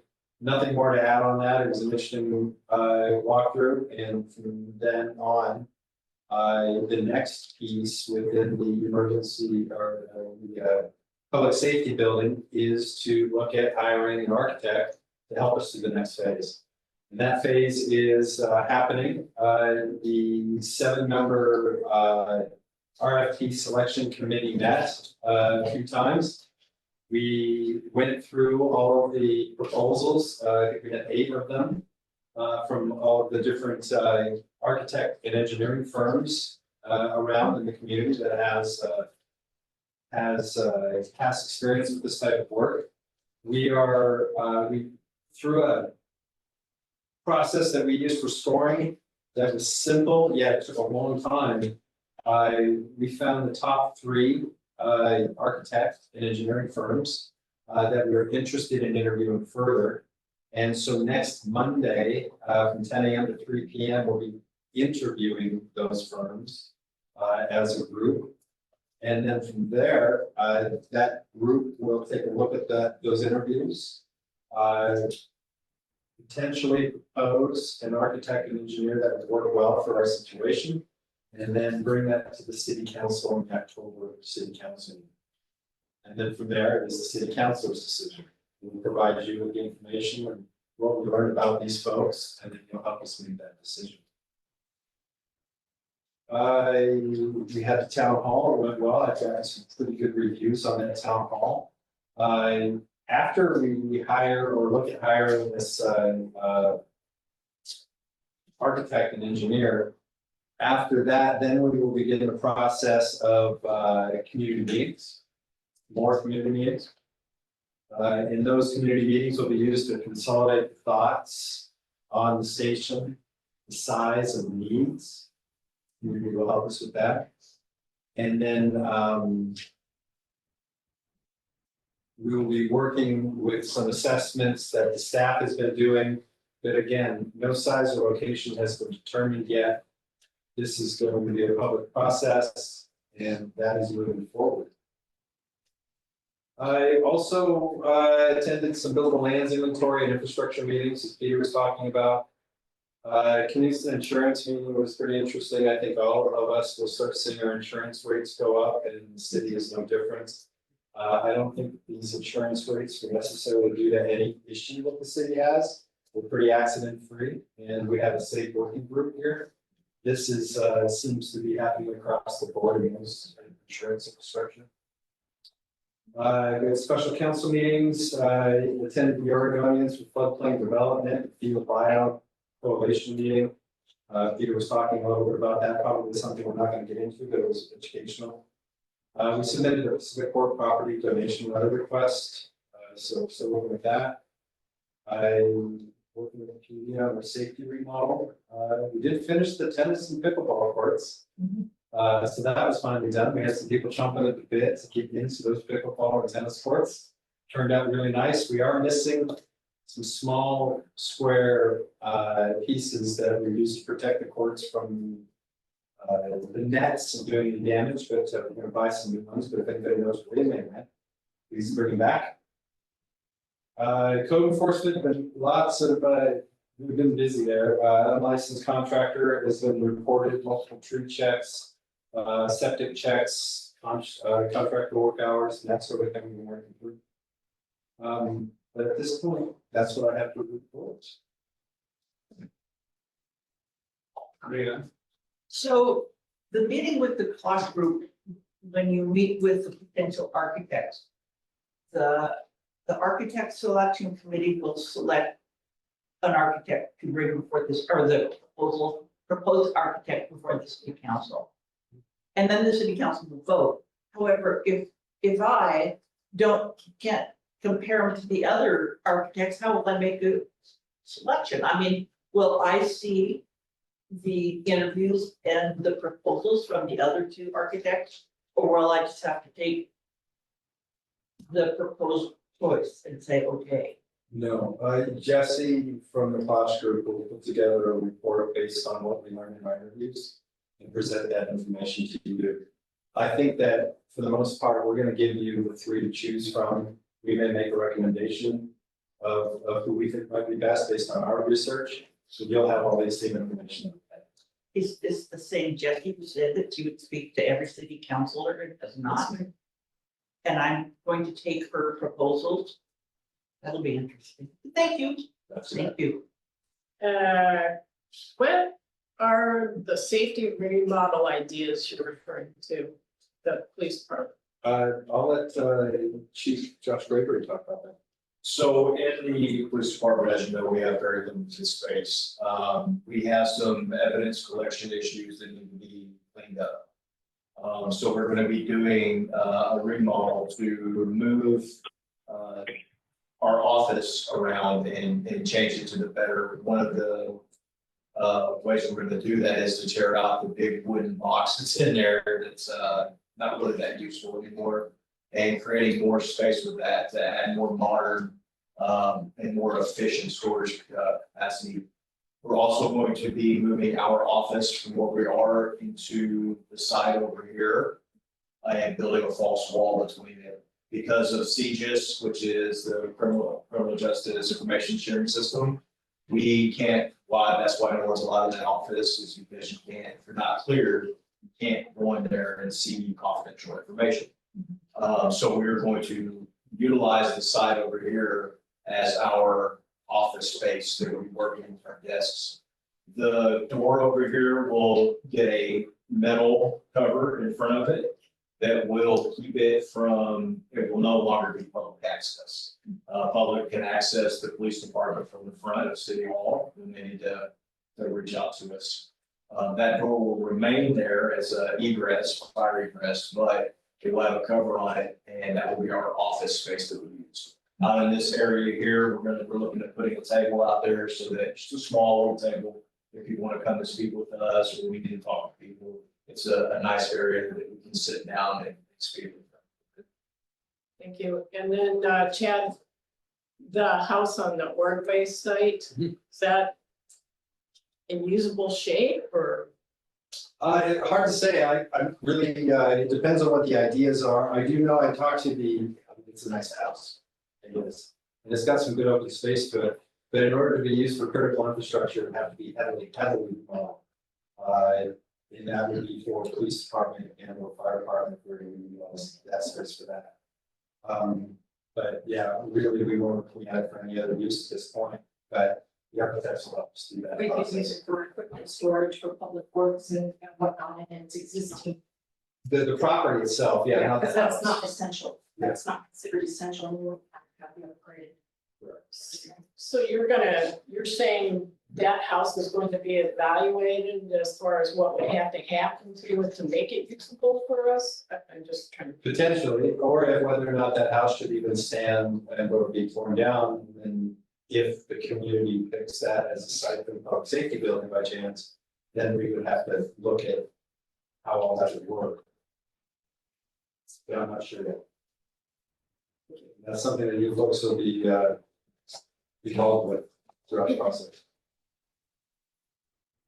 Thank you, Chad. All right. Public communications. Anyone wishing to address the city council concerning items of interest not on the agenda may do so at this time. All remarks will be limited to 5 minutes per person. Requests to comment electronically must be submitted by email to the city recorder at info@cityofgearhart.com no later than 4 p.m. the day of the meeting. In-person attendees wishing to speak are required to sign in prior to the meeting. Right now, we're going to go over the written communication. There's one from Whitney Nye, who wants an ordinance for no more gas blowers. from landscapers for the noise issue. That's just something. Just have a second, let me get these other two correspondence. Molly Meyer is in favor of the tree preservation. And Mike Baker is in favor of the tree preservation. So those are the three communications from the public. Yes, Preston, go ahead. So when people get up and speak in council meeting, they need to give their name and address, Right? local address. How come they don't have to do that on? You know, I don't have any idea why we've never asked for that. We haven't accepted any anonymous correspondence, and I guess that we consider these email addresses not anonymous. I happen to know one of these people, one person did, one person didn't. I think it should be required. We could probably respond back to them asking them for their name and address in order to submit this. I don't think that would be too difficult. It's just a little more time on the computer for somebody else. I'll work on that with Ms. Christie and we'll talk about it. Okay. Thank you. So that's all comment, that's written, that's late correspondence. Nobody in the audience, nobody on the hand. All right, we're moving on to ordinances and resolutions. Ordinance 942, section 6.0708, preservation and removal of trees, GCO text amendments. This is the ordinance that we discussed earlier in the hearing. You may make a motion. Is there public comment? Yes, public comment. No, Okay. it does not. Just check. When it goes to old business, there'll be a request for a public comment. Pardon me? I signed up to ask. speak. Oh, excuse me, I forgot that you were. Still here? Yeah. No, it's right here and it's Thanks. city council meeting. So go ahead, Shannon. Okay, I'll do the city. Shannon Smith, 774 Pacific Way, Gearhart, Oregon, right down there. Okay, two informational things that you may respond to, may not, probably not, but, recently, about 6 months ago on Think Out Loud, was a wonderful interview with the city of Bend about their plan and their interesting, actually, replacement system. They have to work with homeowners that wish to reduce their water usage for their properties. And it's a fantastic episode, but they interview several of the contractors in the city of Bend and around the area that are actually working to, again, work with the homeowners for their design for their properties to eliminate their lawns or change it to something more Bend-like that does not use the amount of water. And they actually help supplement the owner's investment to change it out. And so far, it's been just really fantastic. The owners love it because they save water, the city loves it because they save water. So just a thought. Secondly, I've written this a couple of social media posts, but there's a coyote path right over here on between First and Second Avenue. Two big adults, biggest I've ever seen, even on my camping, and 3 pups at least. They're having a really good time now up and down the creek. Today, broad daylight down on about A Street. So I have a post on social media saying, small dogs, small cats, small children, be careful. They seem pretty aggressive. They love me when the sirens go off, like, and howl like maniacs. And they're right there in my yard, 50 feet away from me, didn't care. So I wondered if the city might put a post out about be careful for your furry friends and your kneecaps and your ankles. Thanks. Okay, those two. That it's, we're getting into running season 2, I think. Yeah, that's very good saying too. So, that question, which you probably won't answer, but that's okay. Could the public have information about the firms being considered for the public mistakes ago? This was FYI.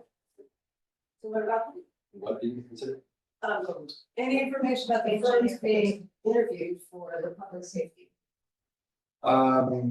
Yeah, I don't, Just this background. yeah, I think I can get you those. Okay. Just like. Yeah, if you post it, that'd be great.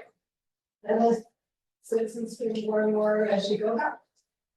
Last but not least, I'll bring up again my old favorite subject about the difference between vision for communities like ours and our goals or comprehensive plan, et cetera.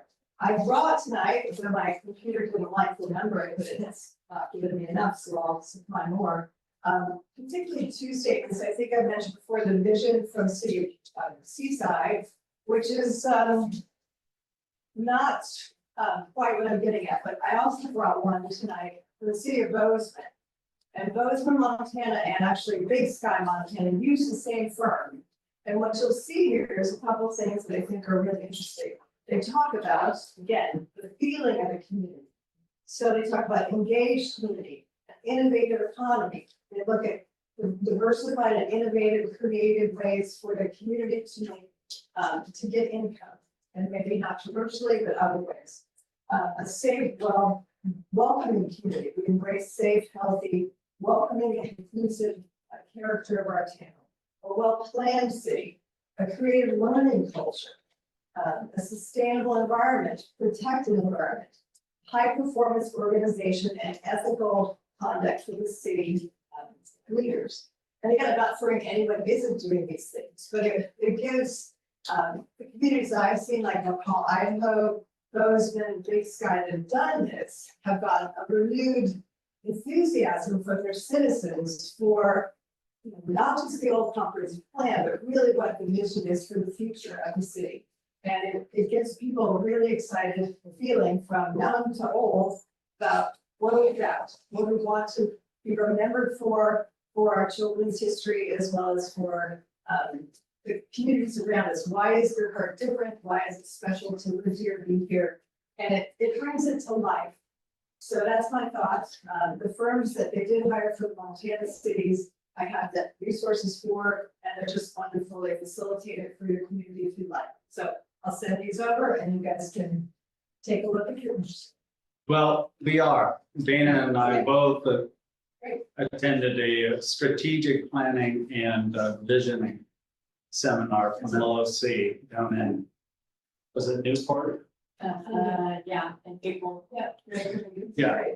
And we talked about that. What a great idea it would be to do that and engage the public and have a vision of what we want for Gearhart. But first things first. Public safety building, is the first thing on our list right now, but I would look into that as soon as I'm reelected or when I'm elected mayor. Well, if I may say, having a vision is where a public safety building, what kind of building it is fits into. Or what the future is for your waterway with your trees. Everything Sure. that a city can plan for in the future comes from that vision. Yes. So it's that first, and then, I know you gotta do what you gotta do, but just letting you know, it's a bigger picture than just the building. Right, thank you. Sharon, Yeah, basically what you're talking about is tourism. no, Yes, No. Bozeman, Montana, no, McCall, Idaho, every single one of these things that you just mentioned, they all want seaside, no, okay? it's The not. comprehensive plan is pretty clear. This is a residential community. Okay? Yeah. And it's going to probably stay that. It's been that way for as long as Dick and I have been. Okay, Well, then I would ask you time in the next meeting with the larger to actually get into what the vision is about this, not the economic, commercial thing you're thinking it is. okay, thank you. All right, now we're gonna move along. Ordinance 942, section 6.0708, preservation and removal of trees, GOZ text amendments.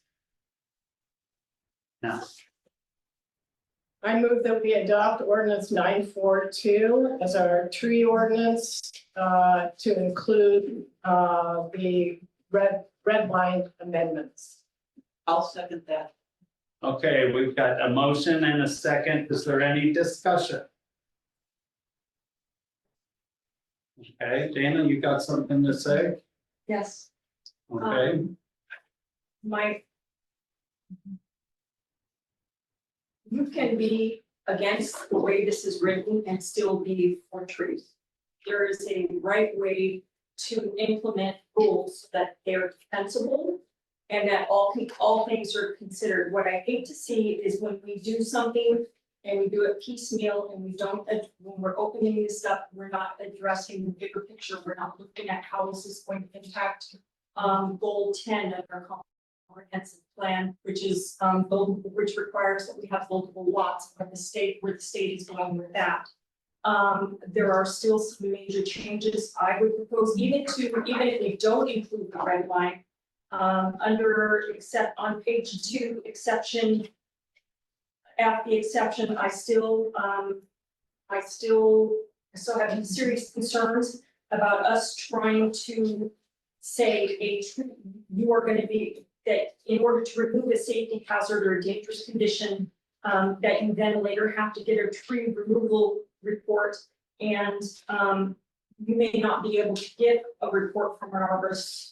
They may simply refuse, and I can imagine times when I've had several of them tell us that they could not do those reports. And I've had some say, well, what do we do when we have just had a situation where a lot of people get? So that would be one of my issues. I would, if we were to do the heritage tree thing, the definition would have to be something defensible. I don't see that passing any Fourth Amendment test or any of the case law that requires that that things be written clearly so that people know how they can comply and what it means. And to me, I agree with the recommendation that if you want to do a heritage tree, then you would have to do an inventory. And you would have to have some public meetings and some public discussion about what are going to be, what is going to equate to a heritage tree here. We have serious considerations that maybe some other cities that do heritage tree rules don't have to. I'm not sure they all have septic systems like we do, or creeks going through their backyard and other things. So I would like to know what our inventory would be and how that would affect our buildable lot inventory. And also I have some concerns about how this affects us protecting trees without, I would like to see an addition that says that you can't plant a tree in a right of way. So many people are planting things out in front of their house in areas that they're not supposed to, over a water main, in an unsafe location to where it's going to block people's view, or too close to your building, or too close to somebody else's building.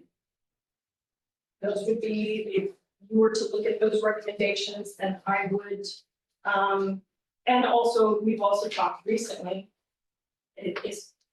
we just did the budget thing, and we talked about how our increased costs in this city are fast outpacing our revenue. And we're getting to a tight place now. We're getting to the point where we're talking about adding more for our staff to do, when we all know that our staff have a fair amount to do. I want to know what would we take off of them, what burden would we relieve them of in order to place this burden on them. That's what it would take for me to vote yes to this. It's not that I'm against trees, it's I'm against increasing our expenses without having a real good plan and knowing how it's going to impact so many other things in the city. So we have two versions that both have red lines. So could we clarify which version we're talking about? talking about the second one. Where it's their interpretation of what Councilor Koffler wrote. Oh, and also we have to. What did I say? The changes about invasive trees. Fluffer. I'm so sorry, Sharon. I can't So- say it.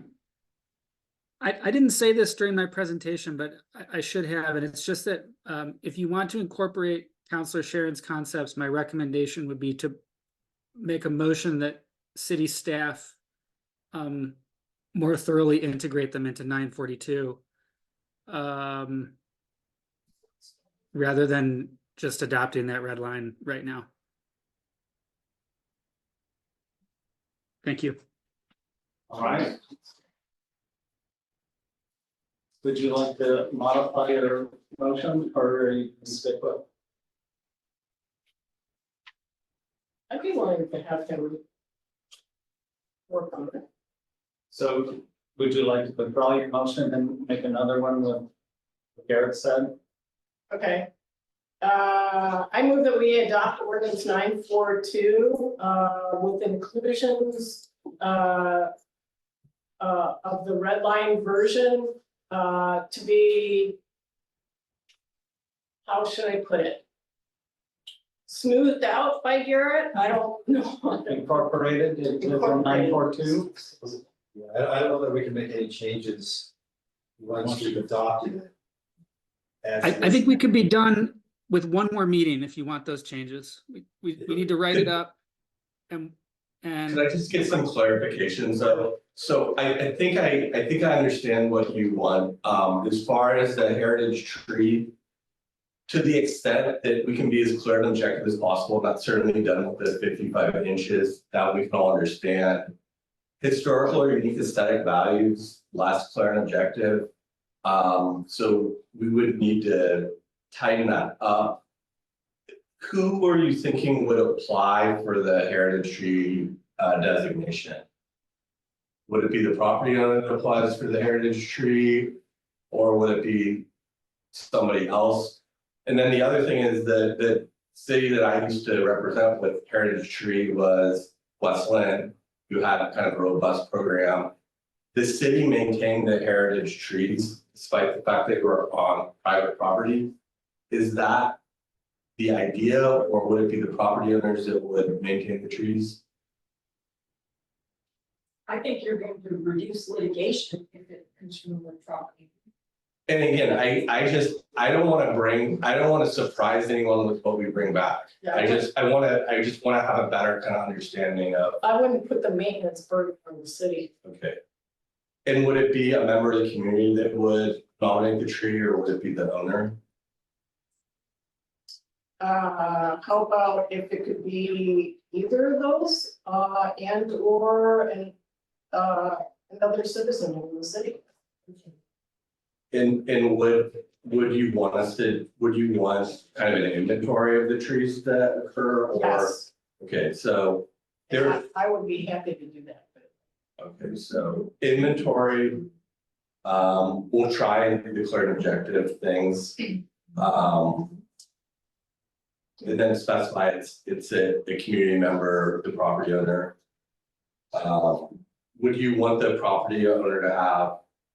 If it's historical structures, the property owner generally has appeal rights where they could make the case that their structure isn't a historic. Would you want that or not?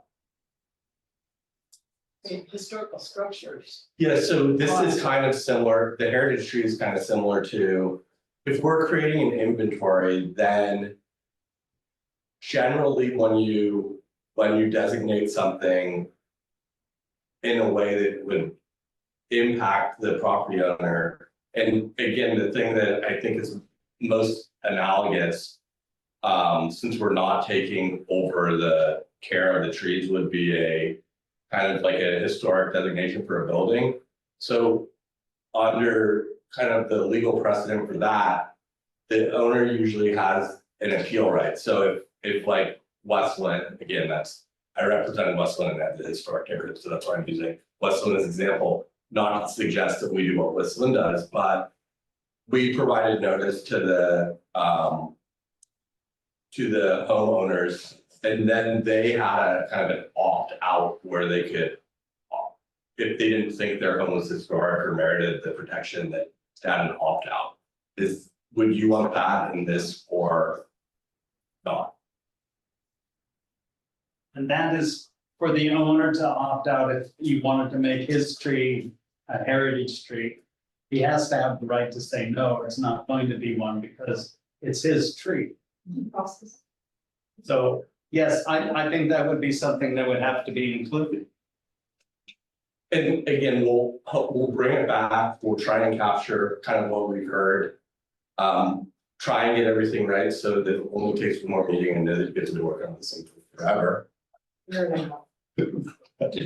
feel like I've been in a lot of meetings where we talked about it, so we'll do our best and hopefully we can capture kind of what you guys want. Okay, I think also based on what Councilor Dana was talking about, we'll also kind of store this once we start looking at it and determine what kind of time it's going to be. And then come also to the council at the same time to look at a fee, for this tree permit as it would be. Because it sounds like there's going to be enough here where a fee would be assist us in potentially in that position in the future, or at least getting through this process. Okay, so if you'll withdraw your motion,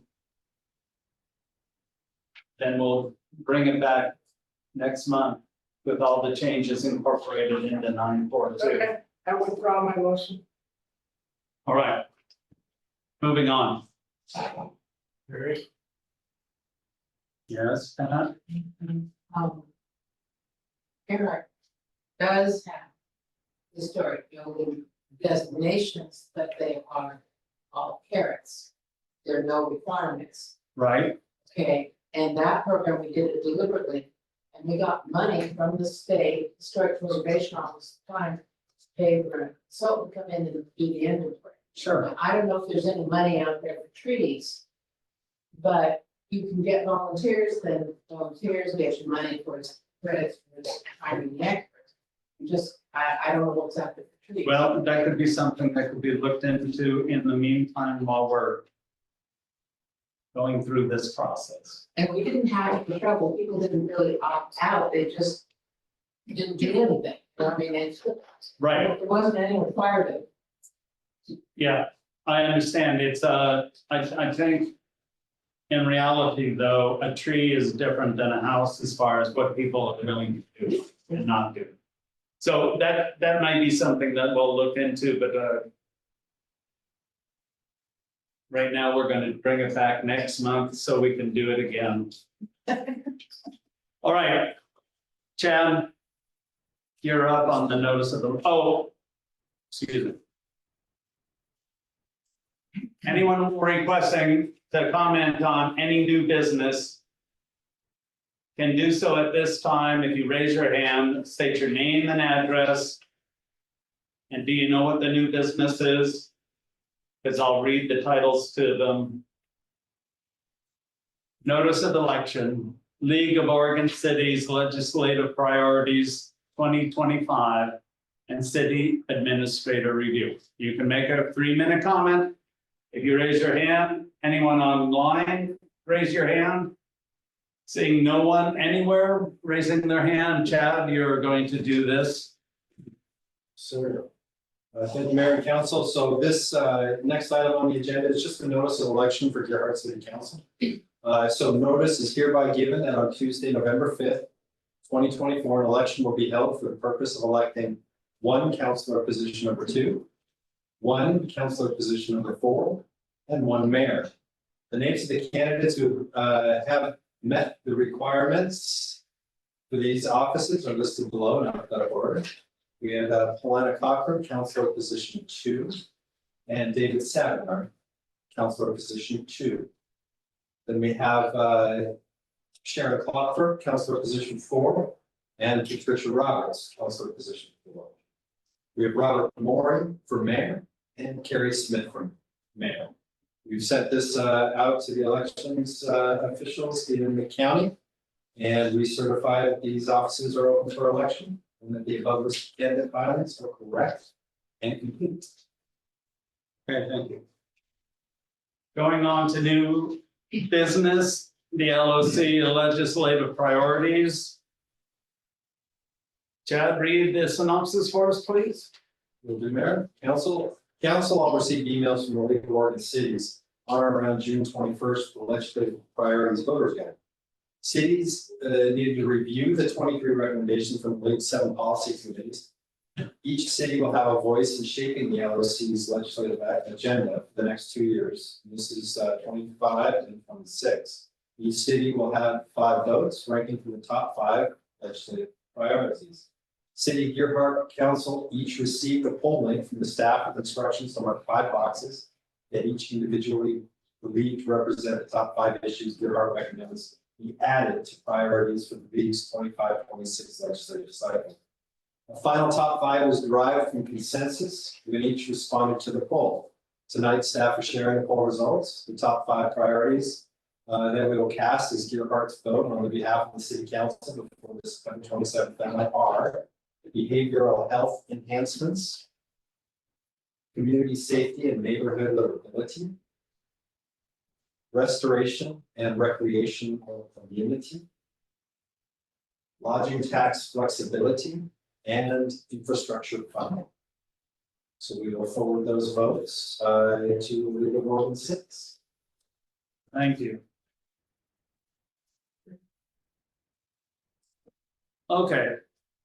Now on to the city administrator review. I think we were gonna bring that back to the executive session. That's after, yeah, when Chad's done his synopsis. Sure. Or his rebuttal. Okay, council concerns. Dana. So the election takes place in November and then becomes effective December, correct? In this city, it does. Okay. Then it's time for us to make sure that we're putting on the December agenda, a review of council rules. So I'm very concerned about some things that I've seen. We all need to review the council rules, and especially with anybody who gets newly elected. Make sure that everybody understands the council rules and at least just have a sign off on the charter. All right. Sharon. Okay, a few things. Peter, I have a request of you, please. I wondered, you made a statement that under our water agreement, we have to provide water to, as zoned currently, to the development should it happen up off a highway. Yeah, that's within our water map So, area. yes, so my request to you is, can you get us a copy of where in our water agreement that resides? Yeah, I think we have that water map. We have that water service area map. Maybe we should just put it on the website. There's a water service area map that was submitted when the city of Gearhart was originally going for its water rights and who those water rights or where the water was used. And then as part of our urban services agreement with the county. Right, I wonder if we can have some wording in that now. Oh, yeah. That'd be great, thank you. Second concern is, I'm wondering if we should no longer impose on the police department to deliver our council packets. I'm wondering if we could take that off of them and just make it so that city councilors pick up their own packets at City Hall.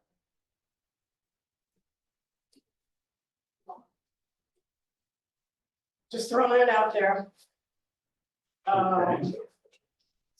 And then my last concern is, I looked at our contract with Klosh.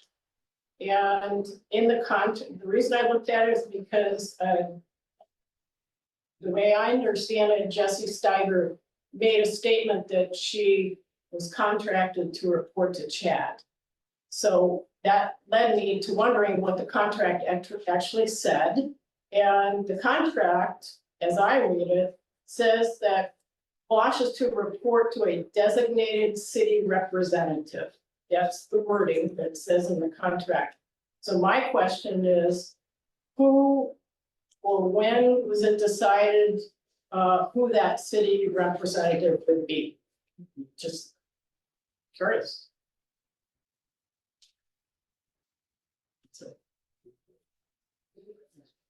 And she reported the committee. Well, for the city, when she has needs for staff or something like that, she makes those requests to me. And I'll give her information such as what the fire department needs for this, or how much square footage do we currently have for that, and that sort of thing. So I've been the go-to for those issues. But otherwise, we haven't had any other special meetings other than what we talked about in our meeting group with you and Dana. And that's reported to the entire group, so. Yeah, I haven't made any decisions, but she does go through meeting for staff issues. Yeah, I understand. What kind of issues were you looking at in regards to? I wasn't looking at issues, I was looking at her statement that she reports to you.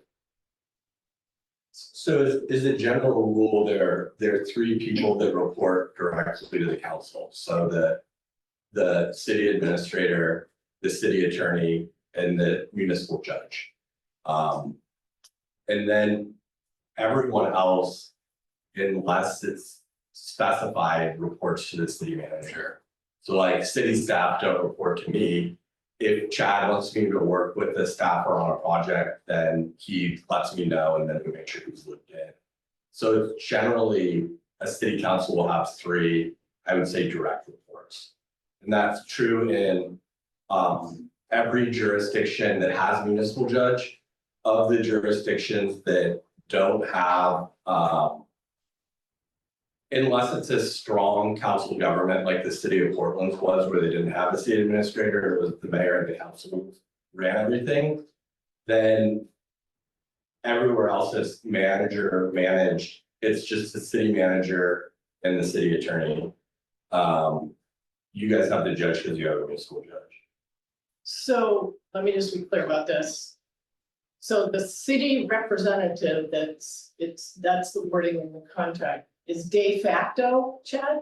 Unless you specify that someone else. So in a larger city where they have a lot more staff, it usually says a designee of the city manager, and so then it will be like the head of building and planning or whomever.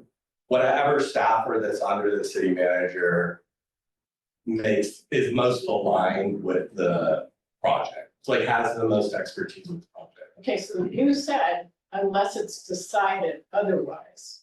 Right, so in large But jurisdictions. we never discussed this. This was never discussed with city council. So I'm just not understanding how this process worked out. So all third-party contractors, with the exception of me, would just de facto report to Chad unless Chad designated someone else as his designee. We voted to have cost group representatives as a council. That's not what I'm talking about. I understand. Well, I don't want there to be any imposition of there being any impropriety information or secret meetings or anything like that, so I just want to be clear here. What I do for the Klosh group is when they call and they want to set up a meeting, I set those meetings up with them in here, usually with the group that's involved, whether that be Dan and Preston and the staff. If there's questions that the Klosh group has of the staff, I'm kind of the go through with that. A lot of times I'll ask them to go talk to them about various items, and they've got some questions about, how many fire trucks do we have? How much square space are we currently using on this and that? I go ahead and make that through. But I just want to make sure that we get this concern taken care of before it goes out to the public and we hit Facebook and all those things with some kind of impropriety or that we're not being proper here. Is there a different way that you want me to handle it? No, I'm not, I'm just asking about the process. I'm not making a criticism. Yeah. I'm not saying you should or shouldn't do anything. I think that your input is invaluable. Obviously, you know a lot more than a lot of other people that would be giving them input and answering their questions. Yeah. I have no contention with that whatsoever. I'm just asking about the process of how does the city representative get picked? That's all. Yeah, And I think Peter answered that question for When me. you look at that, like I can see that. Saying the same thing, the city representative that helped us with the same RFP process that we went through when we selected somebody to help us find the police chief. Or when we went out for any other RFP. Okay, so. Rita? I have Preston? 0. 0. I have none, make a motion to adjourn. I'm second. All those in favor say aye after the fact. Aye. I do.